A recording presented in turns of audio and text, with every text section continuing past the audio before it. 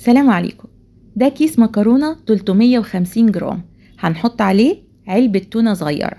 انسي بقى المكرونة باللحمة المفرومة وانسي المكرونة بالفراخ ولا المكرونة بالسي فود وجربي الوصفة الاقتصادية دي، واؤكد لك ان هم هيطلبوها منك على الاقل مرة واحدة في الاسبوع.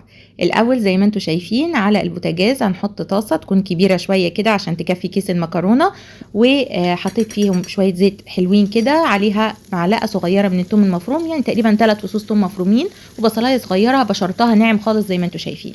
هشوحهم كده لغايه ما ياخدوا اللون الذهبي الحلو ده وريحتهم تطلع كده.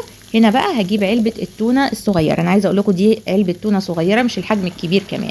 لو استخدمتي تونه مشطشطه بقى يا سلام على الجمال، هتبقى في حته تانية. بس انا عشان كان الولاد هياكلوا معايا فاستخدمت التونه العاديه.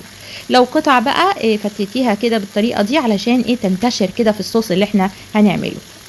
احلى حاجه في الدنيا بجد مكرونه صوص التونه دي رهيبه. حطيت معلقه صغيره من الملح ومعلقه صغيره من الفلفل الاسود ومعلقه كبيره من البابريكا.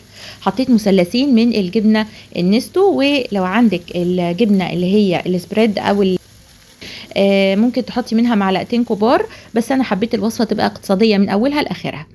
قلبت الكلام ده كله مع بعضه وضفت عليه معلقه كبيره مليانه من معجون الطماطم. لو هتستخدمي صلصه طماطم استخدميها متسبكه، مش تتسبك مع التونه، لان ساعتها التونه هتبقى صغيره خالص ومش هتبقى احسن حاجه. حطيت ربع كوبايه ميه، نص كوبايه ميه ونص كوبايه من الحليب، وسبتهم يبقبقوا مع بعض شويه زي ما انتوا شايفين كده. انا عايزه اقول لكم برضو حاجه، ان انا اصلا كنت مصفيه التونه من الزيت بتاعها، بس لو انت حابه تضيفي الزيت ممكن ساعتها تقللي كميه السوائل دي، حاجه بسيطه يعني. دلوقتي زي ما انتوا شايفين خلاص بدأت تبقبق معايا والصوص خد ودي مع بعضه. حطيت بقى معلقه صغيره من بودره البصل، حسيت ان نكهه البصل مش باينه قوي، التوم هو اللي طاغي، فحطيت بودره البصل، وحطيت كمان معلقه صغيره من السكر. ويا سلام بقى لو تدوقوا الطعم، انا هنا دقت عشان اشوف الملح مظبوط ولا لا.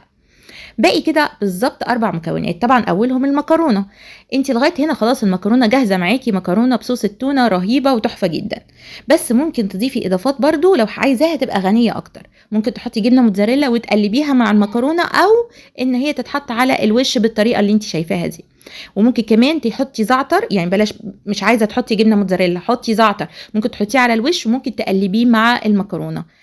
اخر مكون بقى هنحطه بعد ما نغطي على المكرونه خالص والجبنه تسيح كده.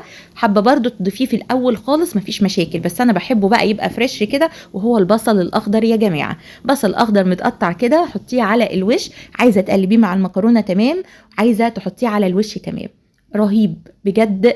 الميكس ده بقى لوحده حكايه، انا ممكن تقعدوني اصلا على الطاسه دي اكلها لوحدي. وبس كده، وبالهنا والشفا.